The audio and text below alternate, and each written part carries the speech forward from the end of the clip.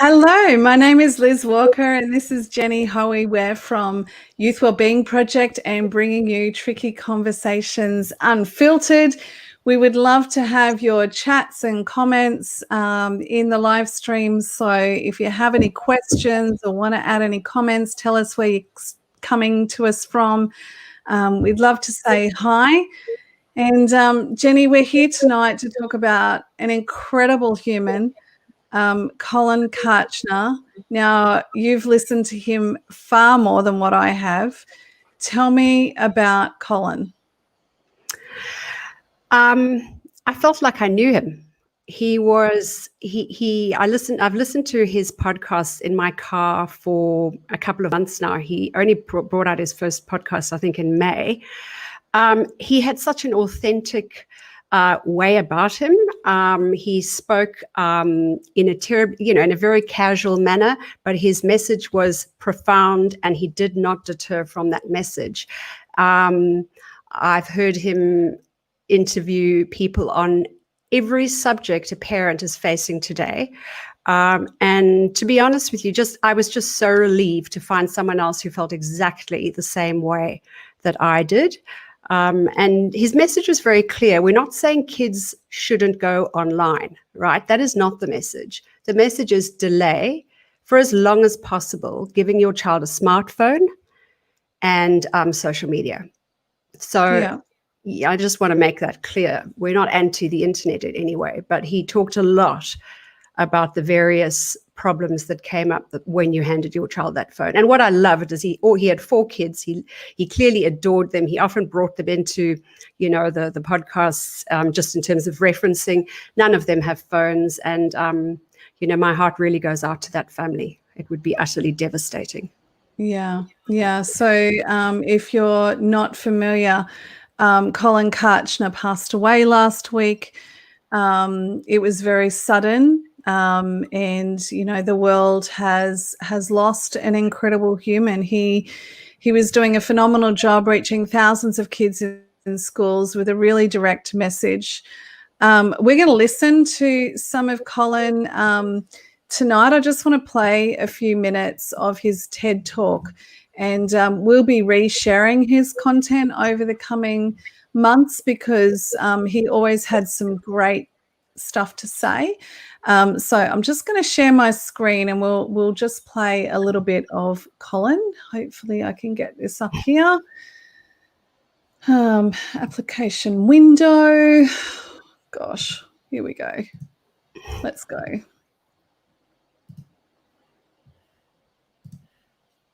Jean Twenge wrote a book called iTech, where she studied thousands of teenagers and the effect that screen time and social media have on their mental health. And she said this. She said, "We are on the verge of the greatest public health crisis this generation has ever seen." That was 2 years ago. We are no longer verging. The verge is here. I'd like to share one more message from a teenage girl. She said, "Collin, I got a phone when I was 11 and got social media right then. How crazy is that? Everything evil was at my fingertips. Accounts on my feed that promoted pornography, self-harm, anorexia. It destroyed me. I was hooked." She said, "I wish my parents would have monitored me so they could have saved me from this darkness. I dealt with suicide attempts, anxiety, depression, anorexia, all because of social media. It took away my innocence. It taught me to hate who I am today." Smartphones and social media, when we hand them to our kids, it is literally stealing their joy. It's robbing them from the ability to create and feel real connection. Instead of dealing with their emotions and their feelings head on, kids are just scrolling their phones to numb their pain and their feelings, which is robbing them of resiliency. Spending time on platforms like Instagram and Snapchat when you're 13 just teach you that you'll never be enough. You'll never be skinny enough or pretty enough or good enough.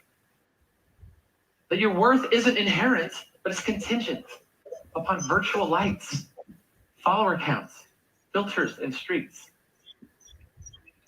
This 24/7 constant access to peer culture is opening up a door and a wave of cyberbullying and social anxiety that we have never seen. And kids today are choosing to self-harm as a coping mechanism and as a way to get attention more than we've ever seen before.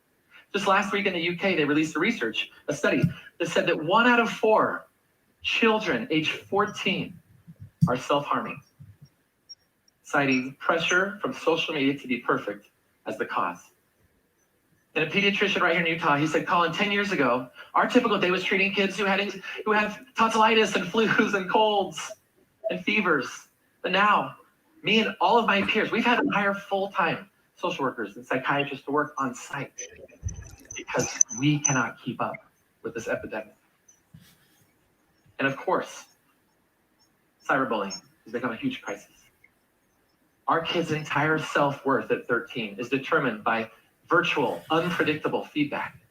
The validation that we all crave to them is only available in this synthetic way. Their social standing and their self-esteem is determined by a like on an Instagram photo. And one mistake, one tiny gaffe that we all made as 13-year-olds every day, that when we were kids was forgotten in an hour, is now publicly housed on the school Snapchat page.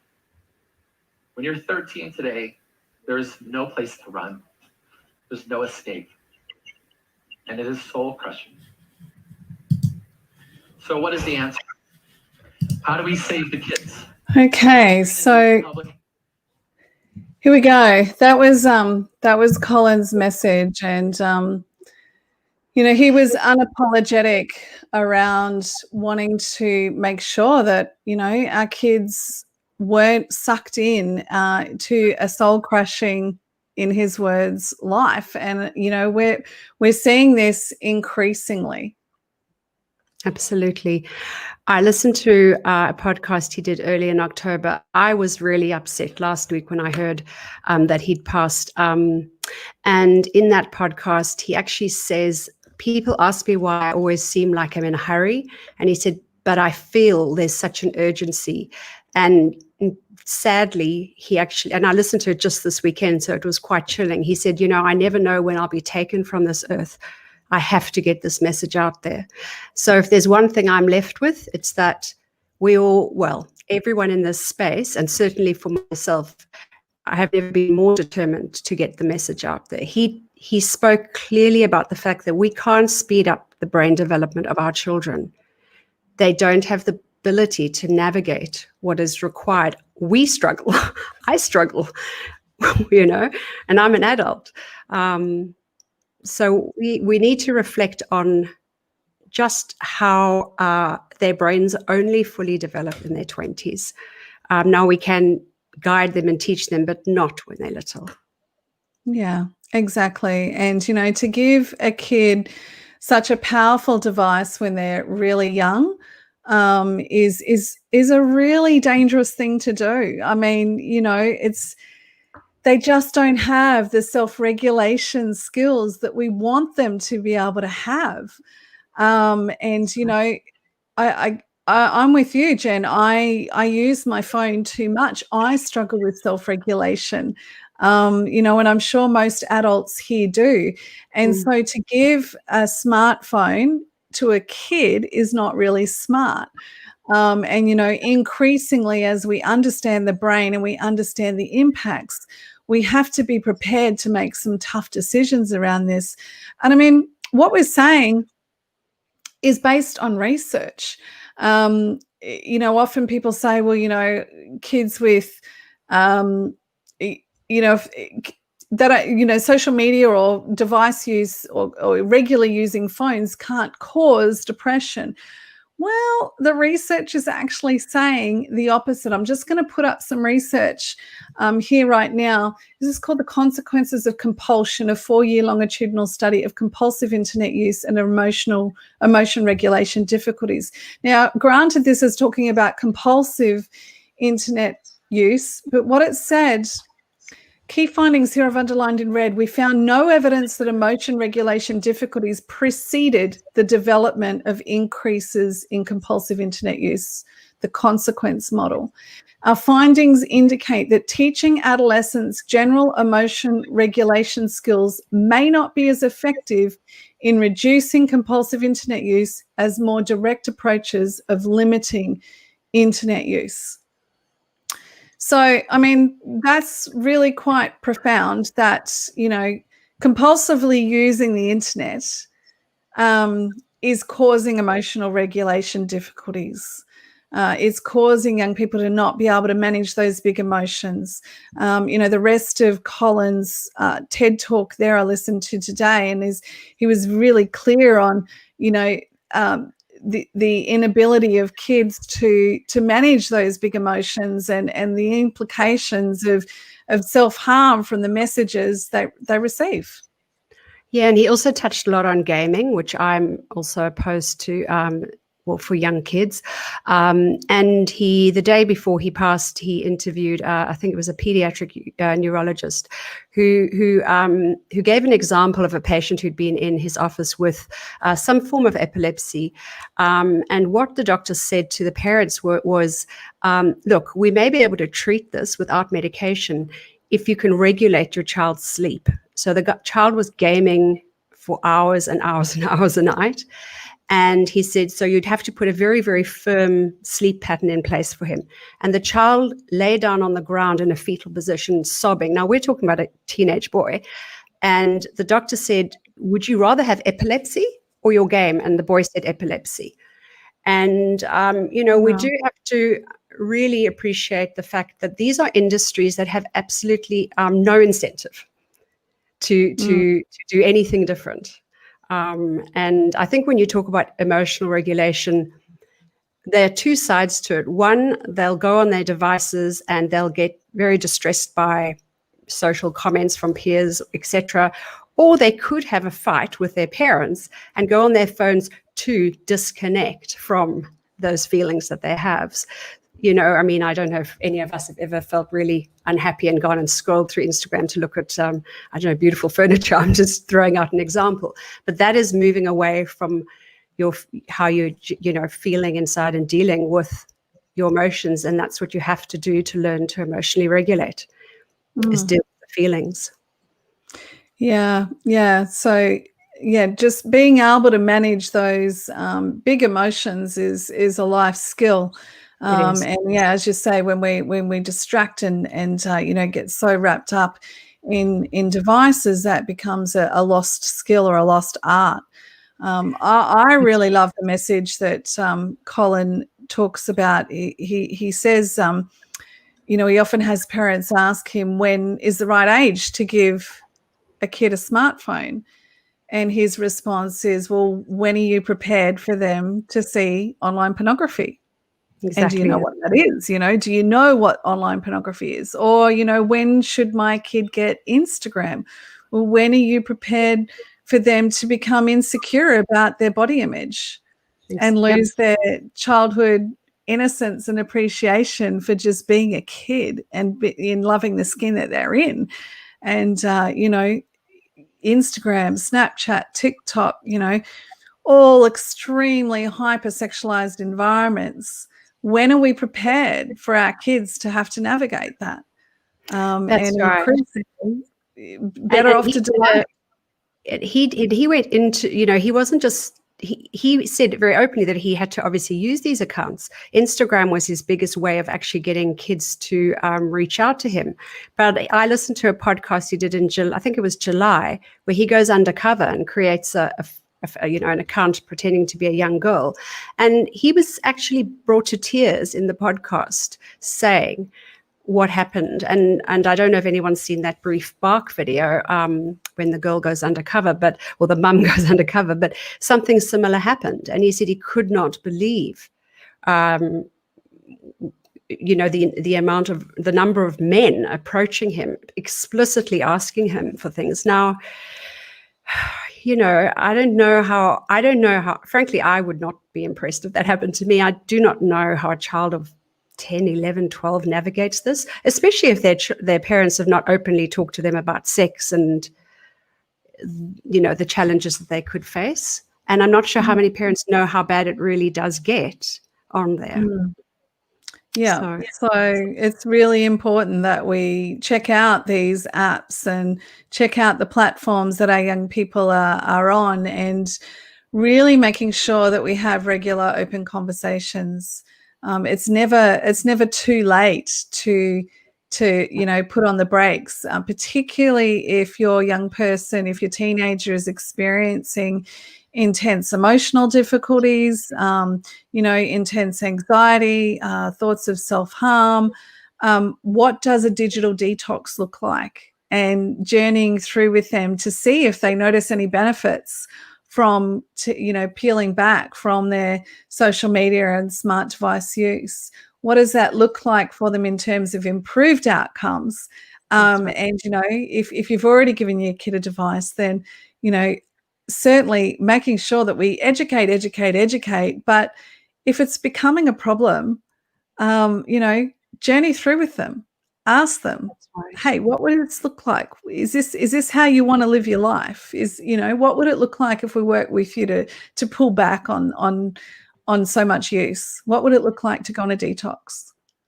Yeah, and he really advocated for screen detox, and he interviewed a couple of, or certainly remember one family who noticed a dramatic change. And what they said was, it's not as bad as you think it is. The kids scream and howl for a couple of days. You do have to put in a bit more work, play Monopoly with them, etc. But actually, they settle down, and they become creative and imaginative, and that's something that we must bear in mind. This is stifling the imagination and creativity of our children. I listened to a podcast and the mum on it whose son had been severely addicted to gaming said, when we talk about the fact that our child's on Minecraft, so he's creating, he's building, she said, no, you're just using the creativity of somebody else. It's like, and that really resonated with me. I thought, yeah, I agree. And that is exactly what sorry to segue away from this topic, but it's exactly what I say about pornography. People argue that pornography is just fantasy. I'm like, no, whose fantasy is it? It's not your fantasy. The fantasy of the porn producer. You didn't think that up in your imagination and think that was a great idea. You became conditioned to want that. And it's the same with, gaming. The parallel is that, they didn't imaginatively create that, and instead they're tapping into somebody else's creativity, being driven by somebody else's creativity. That's right. And not having the opportunity to develop their own neural pathways that help them dream and imagine. And our kids need to be the generation that transforms the world. And how do they do that unless they can envision what a better world looks like and have the imagination to do that? I know he really worked hard on bringing that message about pornography exposure and the harms that the addiction, the effects it has on children. He even interviewed a couple where pornography had become a problem within their marriage. He interviewed Chris McKenna, Protect Young Eyes. He really delved right into that subject as well. And one of the recent podcasts I listened to was with a very, very hard podcast to listen to. It was a sex trafficking victim who'd been trafficked for many, many years. And he said to her, do you have one message for you 15-year-old boys who are kind of watching it and thinking, look, it's not that bad. I'm watching it once a week. And she said, you have no way of knowing. There's no way you can ever know if that person is there by choice. And I thought, yep, that needs to be on a big banner everywhere because you're fueling it. And we just need to talk to our children about the industry and really what the industry is the harms it is causing to lives. Yeah. It's massive. Because essentially, in addition to porn and the ways that it's shaping sexual attitudes and behaviors, essentially it's one of the most effective tech industries on the planet. I mean, the porn industry has led tech.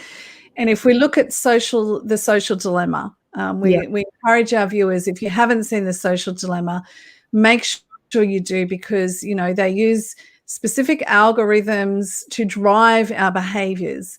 Now, you put that on steroids when you're talking about porn, to drive consumer behavior towards more extreme content, and to, a young person might be interest in a particular thing that they've heard and click on that once, and then the industry platform will keep on throwing them back towards that content. So when a kid lands on a site, when a porn site, it is geared for the adult paying consumer. So they skip, if they're like 10 years old, they skip 15, 20 years of potential developmental, normalcy in terms of experimenting and, flirting and all of that. And they go straight to the hardcore content ever known to humans. And not sure it was Childhood 2.0 where they actually made the point that before an app is even released, the porn industry is right. I mean, they're obviously right on top of knowing what's coming out, and they're already strategizing. So I don't know who said it, so I can't quote anybody in that. But one thing I do know is that in the work we've done together, I went onto Pornhub and Googled the typical things kids do or play. My Little Pony, Minecraft, and My Little Pony was an innocent one, Dora the Explorer. I'm telling you, there's porn for all of them. And, which means you can just see how a child is drawn how easily they could be drawn into that space. And it was really, really disturbing to see. Yeah. And it's, that's the tech industry, that's the porn industry, they make money off getting people hooked. And, we've really got to, let's honor Collin's message, because that's what we're going to do. And we're going to continue to highlight some of the things that he's said and some of his really clear messaging. His tagline literally was "Save the Children." I mean, that's where I know it's been hijacked by all sorts of groups, but Collin Kartchner was very involved in getting that hashtag "Save the Children" out there, because kids and tech and devices and the way that tech companies have not kept in mind children's safety was a huge part of his message. I just want to use this opportunity, though, to give the eSafety Commissioner a quick plug. The eSafety Commissioner is doing a great job at putting together safety by design principles and working with tech companies around the world to try and encourage the Instagrams, the Facebook, the Snapchat, TikTok, all the social media companies to embed safety in the design of their products, as well as web browsers and, YouTube and digital devices. But it's taking so long. And, even at the moment, they're still principles. They're not, regulatory codes. There's no mandate or compulsion on companies to do that. We do need to call our companies to account, that not just the tech companies, but I tell you, the porn industry has a lot to answer for in terms of their lack of regulation and their complete abdication of any responsibility for preventing kids from accessing their platform, which is what we'll continue to advocate for. I mean, we are an education provider youth wellbeing project, but if anybody's been following my work for any length of time, you'll know that I'm also a strong advocate. I regularly put in government submissions. I'm working around the globe on not only education, but advocacy and pushing for these changes. But parents, we all need to step up in this. This is not one person can save the world. This is like, we all need to be really acutely aware of how these tech platforms, how the porn industry tech platforms are targeting our kids. They want them to be hooked. We need to demand better, and until such changes are made and the internet looks a little bit different, and even then, parents still need to take that mantle and really have some strong boundaries and delay. That's right, exactly. And he said in one of the recent podcasts, just be the weird parent. It's uncomfortable, but be the weird parent. I'm the weird parent. I'll put my hand up. I am the weird parent. But I just feel like we must be connected as parents. We must talk to our children. That is absolutely essential, but they have to have boundaries. And, as a parent, your role is to protect your child. And it's not too late to start. So I'll challenge you to be the weird parent if you're listening. Awesome. Well, on that note, be weird parents together.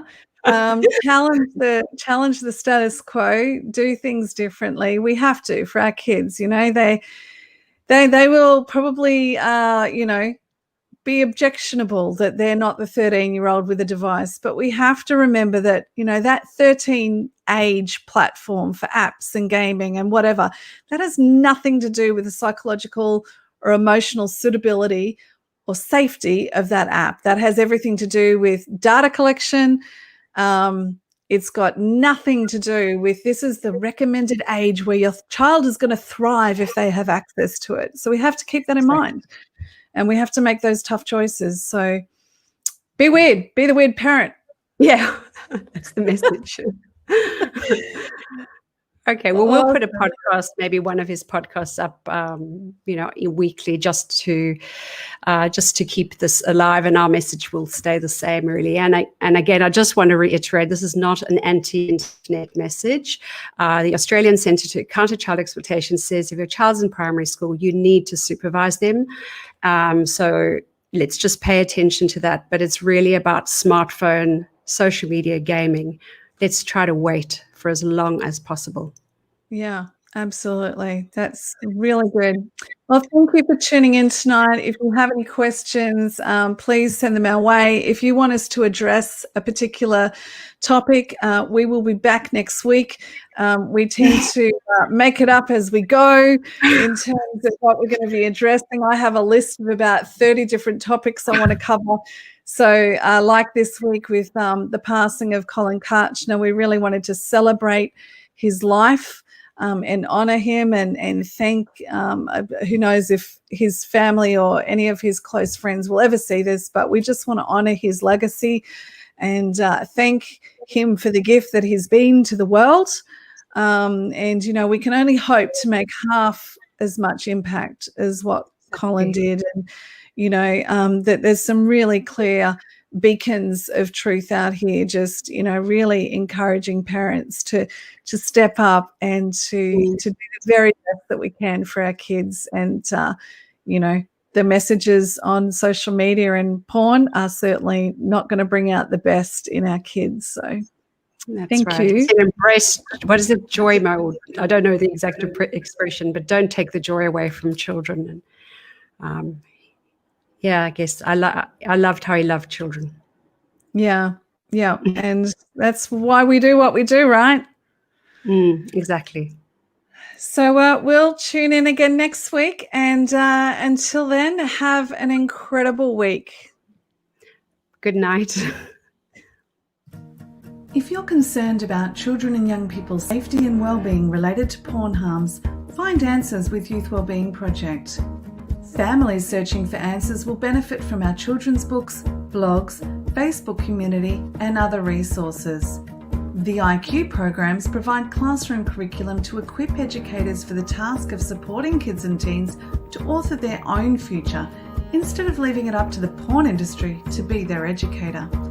Whether you need face-to-face or online professional training and student presentations, classroom curriculum or resources for families to deal with the fallout of porn, our team are here and educating for tricky conversations.